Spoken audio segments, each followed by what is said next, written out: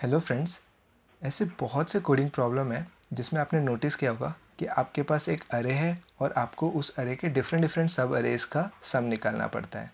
Like for example इस अरे में कभी आपको यहाँ से लेके यहाँ तक का सम निकालना है, या फिर कभी यहाँ से लेके यहाँ तक का सम निकालना है, या फिर कभी यहाँ से लेके यहाँ तक का सम निकालना है, राइट। तो आज हम इस वीडियो में एक बहुत ही यूज़फुल ट्रिक या फिर कहें एक बहुत ही इम्पॉर्टेंट टेक्निक को डिस्कस करने वाले हैं, जिससे हम ये सब अरे सम बहुत ही ईजिली और एफिशिएंटली कैलकुलेट कर सकते हैं। तो चलो स्टार्ट करते हैं।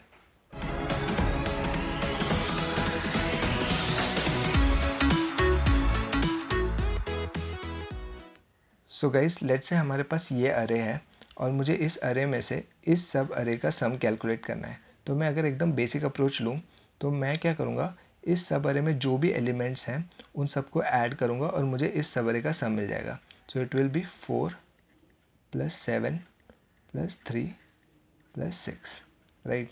वैसे ही अगर मेरे को इस सब अरे का सम कैलकुलेट करना होता तो मैं हर एक एलिमेंट को ऐड करता इस सब अरे के। 3 + 6 + 1 + 8 + 5 और मुझे इस सब अरे का सम मिल जाता। तो इन जनरल अगर मेरे सब अरे का लेंथ है k, तो मुझे ऑलमोस्ट k एडिशन करने पड़ रहे हैं, राइट। तो इसकी टाइम कॉम्प्लेक्सिटी हो जाएगी O ऑफ k। और लेट्स से अगर मेरे इस अरे का लेंथ है n, तो ऐसे अगर n लेंथ का अरे है तो इसके काफ़ी सब अरेज हो सकते हैं, राइट। तो मैं कह सकता हूँ ऑन एन एवरेज एक सब अरे का लेंथ है n/2। सो उसकी टाइम कॉम्प्लेक्सिटी क्या हो जाएगी, O of n/2, which will again be O of n, right. पर ये तो बात हो गई जब हम किसी एक सब अरे के सम की बात कर रहे हैं। बट हमारा यूज़ केस है कि हमको सेम अरे में ही बार बार डिफरेंट डिफरेंट सब अरे का सम पूछा जा रहा है। सो लेट से अगर मेरे पास m सब अरेज का सम निकालना है मुझे, राइट।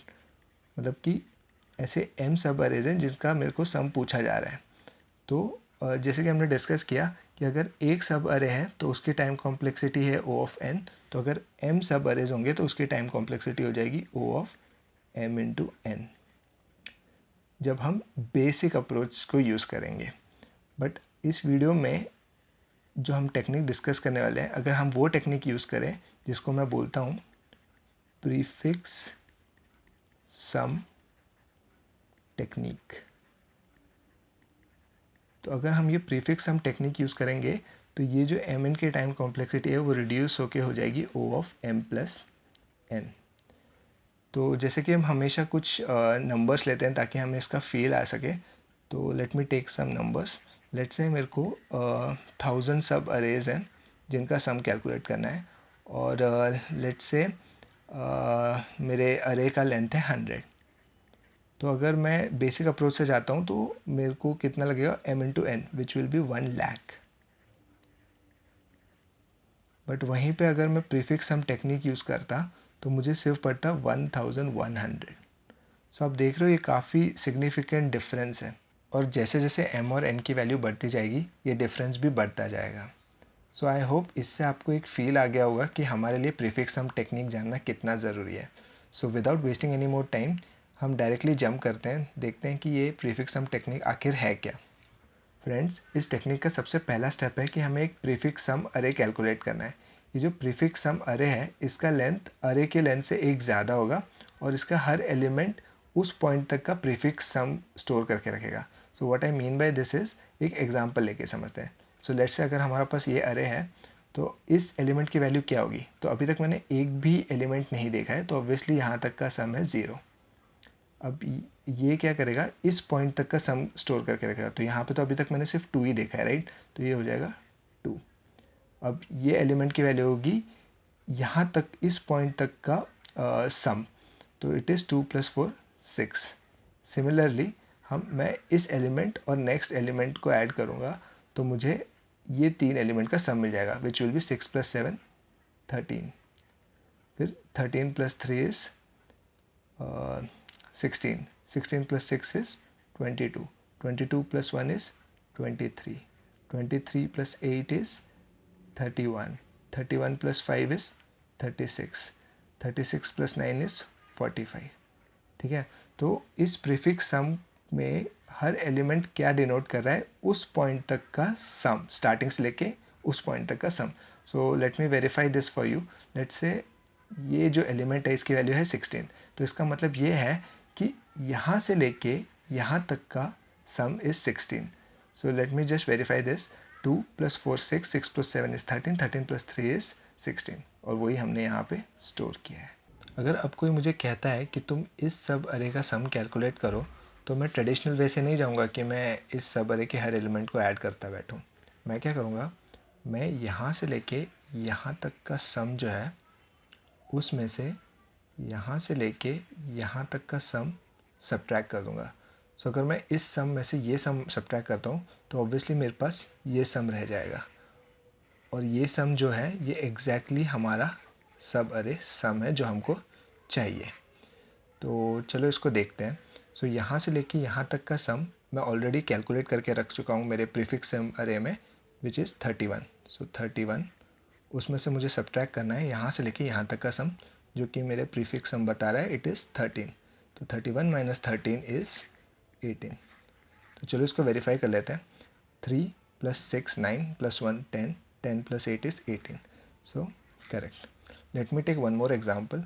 लेट से मेरे को यहाँ से लेके यहाँ तक का सब अरे का सम कैलकुलेट करना है। तो मैं वापस से यहाँ तक का जो सम है जो कि है 23, उसमें से सब्ट्रैक्ट करूँगा यहाँ तक का sum, so which is 6। So 23 - 6 is 17। Again let's verify. 7 + 3 is 10, 10 + 6 is 16, 16 + 1 is 17। So correct. तो अब अगर आप मुझे कोई भी सब अरे का सम कैलकुलेट करने के लिए बोलते हो, तो मैं इस प्रीफिक्स सम अरे का यूज़ करके सिर्फ एक ही सब्ट्रैक्शन से उसकी वैल्यू आपको बता सकता हूँ। तो जहाँ मुझे के लेंथ के सब अरे को कैलकुलेट करने के लिए, उसका सम कैलकुलेट करने के लिए O ऑफ k टाइम लगता था, अब कोई भी लेंथ का सब अरे कैलकुलेट करने के लिए मुझे सिर्फ एक सब्ट्रैक्शन लगता है। So this will be just O of 1। सो आप देख रहे हो मैं कितना ईजिली और एफिशिएंटली अब सब अरे सम कैलकुलेट कर पा रहा हूँ। सो अगर आपको ये चीज़ क्लियर है तो हम इसका कोड देख लेते हैं। सो गाइस, ये हमारा गिवन फिक्स्ड अरे है, और ये हमारा प्रीफिक्स सम वाला अरे है जो अभी हम कैलकुलेट करने वाले हैं। और आप देख सकते हो मैंने पहले से ही इंडेक्सिंग करके रखी हुई है ताकि हमें कोड लिखने में आसानी हो। तो सबसे पहली चीज़ तो मैं अपना n इनिशलाइज़ कर देता हूँ, जो कि होगा अरे का लेंथ। उसके बाद मैं अपना प्रीफिक्स सम का अरे भी इनिशलाइज़ कर देता हूँ। It will be of size n+1। आप देख सकते हो कि जो हमारा प्रीफिक्स सम है उस अरे का साइज़ एक ज़्यादा है अरे से, दैट्स वाई n+1। अब जब मैंने एक भी एलिमेंट नहीं देखा है तो उसका सम प्रीफिक्स सम होना चाहिए 0, तो इसलिए PS ऑफ 0 विल बी 0। और बाकी के एलिमेंट्स की वैल्यू के लिए मैं लूप लगा रहा हूँ 1 इंडेक्स से लेके n इंडेक्स तक। सो अगर मेरे को PS ऑफ i निकालना है, लेट्स से अगर मेरा i ये है, तो PS ऑफ i क्या होगा, यहाँ से लेके यहाँ तक का सम। तो मैं उसको कैसे लिख सकता हूँ, या ये सम यहाँ से यहाँ तक का सम प्लस ये एलिमेंट की वैल्यू। तो यहाँ से यहाँ तक का सम तो ऑलरेडी मेरे पास i-1 इंडेक्स पे स्टोर्ड है। सो मैं उसको यूज़ कर लूँगा, PS ऑफ i-1 प्लस इस एलिमेंट की वैल्यू। तो अगर आप देख सकते हो अगर i यहाँ पे है, लाइक ये 3 है, तो इस वाले अरे में उसका इंडेक्स होगा 2, तो इट विल बी अरे ऑफ i-1। तो इस तरीके से हमारा ये जो प्रीफिक्स सम का अरे है वो पॉपुलेट हो जाएगा।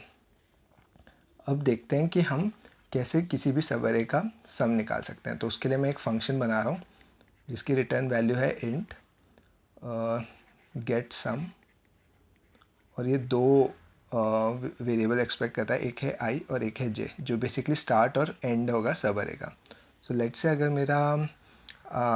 मेरे को यहाँ से लेके यहाँ तक का सम निकालना है, लाइक इस सब अरे का सम निकालना है, तो ये मेरा i है और ये मेरा j है, ठीक है।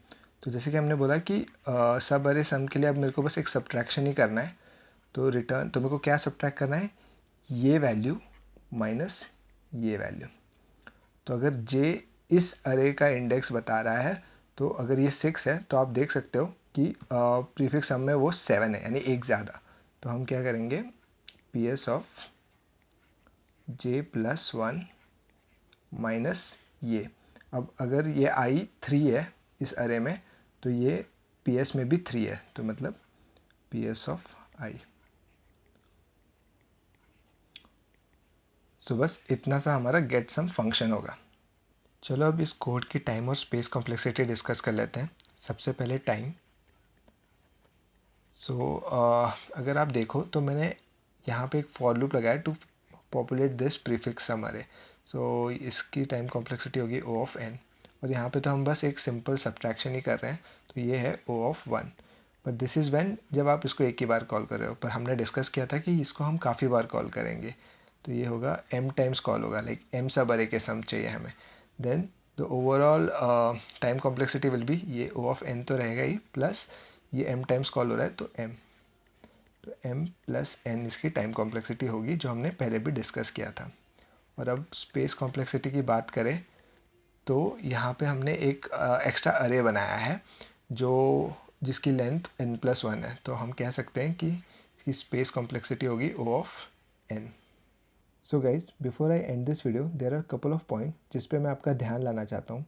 सबसे पहली चीज़ तो ये जो हम अरे की बात कर रहे हैं, this should be fixed, okay.